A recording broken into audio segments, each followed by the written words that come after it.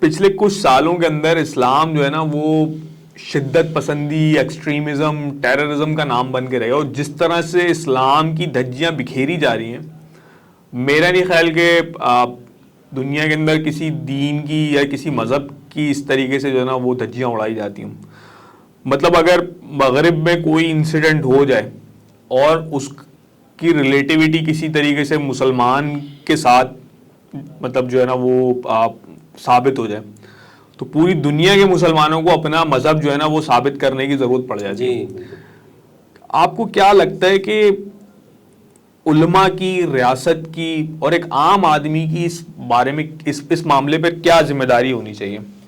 بہت افسوس کے ساتھ یہ جو صورتحال مسلمانوں کو پیش آئی، خاص طور پر جو مغربی استعمار کے خاتمے کا زمانہ تھا، آپ دیکھ لیں کہ جو مغربی استعمار ہے اس نے مسلمانوں کی تقریباً جتنے بھی ممالک ہیں سب پر اس نے حکومت کی اور استعمار قائم کیا. الجزائر کے اوپر اور ان افریقی ممالک کے اوپر فرانس کا تھا، بالکل فرانس کا بھی ہے، جس میں ابھی آپ دیکھ لیں کہ وہاں پہ انقلاب آیا نائجیریا میں، تو کیا کچھ ہو رہا ہے. ابھی تک ان کا وہ قائم ہے. ہندوستان، پاکستان اور اس پورے ایشیائی ممالک کے اوپر برطانیہ کا استعمار تھا. بالکل. تو اس لیے جب استعمار کیا تو وہاں پر اب لوگوں نے، اس سے پہلے مسلمانوں کی ایک خلافت کے نام پہ موومنٹ تھی، کچھ لوگ ایسے پیدا ہوئے کہ جن کے اندر احساس کمتری پیدا ہو گئی، اور انہوں نے کہا کہ ہم نے اب یہ اقتدار واپس لینا ہے، چاہے اس کی ہمیں کوئی قیمت دینی پڑے. اور مسلم معاشروں میں مسلح جدوجہد کے نام پر تحریکات شروع ہوئی کہ جنہوں نے یہ کہا کہ ہم نے اپنے اس سسٹم کو واپس حاصل کرنا ہے. اور ان کا کہنا یہ تھا کہ یہ استعمار یہاں سے جانے کے بعد اس نے اپنے ایجنٹ یہاں پہ بٹھا کے چلا گیا. صحیح. اس لیے یہ لوگ کافر ہیں، یہ اسی طرح سے کافر ہیں جس طرح ہمارے اوپر پہلے مسلط تھے. ان کو ہر طرح سے ہر حالت میں ہم نے یہاں سے ہٹانا ہے اور دین کو قائم کرنا ہے، چاہے اس کے لیے ہمیں کوئی بھی قربانی دینی پڑے.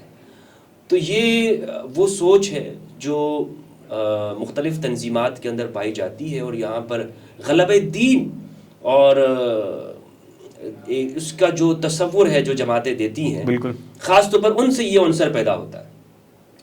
اور یہ اس میں یورپ کا میں سمجھتا ہوں اتنا قصور نہیں ہے جتنا ہم یہ سمجھے کہ انہوں نے اس کو استعمال کیا. دیکھیں وہ اگر اس کو آپ سمجھتے ہیں تو وہاں کے ادارے تو اس کو استعمال کریں گے، بالکل، لیکن ہم نے ان کو ایک جواز فراہم کیا. ایگزیکٹلی بالکل ایسا ہی ہے. ہم اس کی تعویلات کرتے ہیں اور ان تعلیمات کو جو پرتشدد واقعات کی صورت میں ہمارے سامنے ظاہر ہوتے ہیں اس کی حمایت کرتے ہیں، اور اگر حمایت نہیں کرتے تو خاموش رہتے ہیں. یہاں پاکستان میں کافی عرصے سے آپ دیکھ لیں کہ جو یہاں کی اقلیتیں ہیں ان کے ساتھ مظالم ہوتے رہے، لیکن ان واقعات کے اوپر یہاں کے علماء خاموش رہے اور ان کے لیے سند جواز پیش کرتے رہے.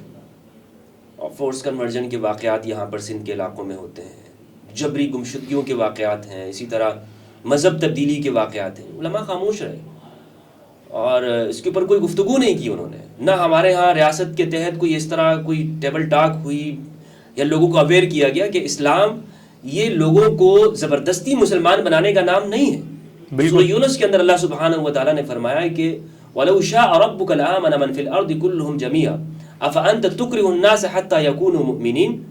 اے پیارے حبیب صلی اللہ علیہ وآلہ وسلم، کیا آپ لوگوں کو زبردستی مومن بنائیں گے؟ آپ کا کام زبردستی کرنا نہیں ہے. اگر آپ کا رب چاہے تو دنیا کا ہر فرد زمین میں جو بھی ہے وہ سارے کے سارا اللہ کے لیے ایمان رکھنے والا ہو جائے. بے شک. لیکن اللہ نے لوگوں کو آزادی دی ہے.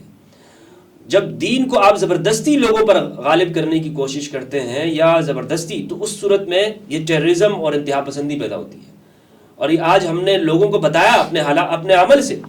مثلا دوسرے اب مسلم معاشروں کی حالت دیکھ لیں نا. پاکستان کے اندر فرقہ وارانہ جھگڑے کتنے رہے ہیں. یہاں مذہب کے نام پر دہشت گردی کے جو واقعات ہوئے ہیں، کیا اس میں یورپ کا قصور ہے؟ بالکل. یہاں ایسے دائی اور اس طرح کے لوگ پیدا ہوئے جنہوں نے کہا آپ زبردستی دین کو نافذ کریں. دین کی وہ تعبیر جو لوگوں سے زبردستی نماز پڑھائے، زبردستی ان سے کلمہ پڑھائے، اس سے ٹیررزم نہیں پیدا ہوگا تو اور کیا پیدا ہوگا؟ تو یہ ان تعلیمات کا نتیجہ ہے جو ہمارے ہاں مذہبی صورتوں کے اندر مختلف سیاسی جماعتیں اس کو دیتی ہیں.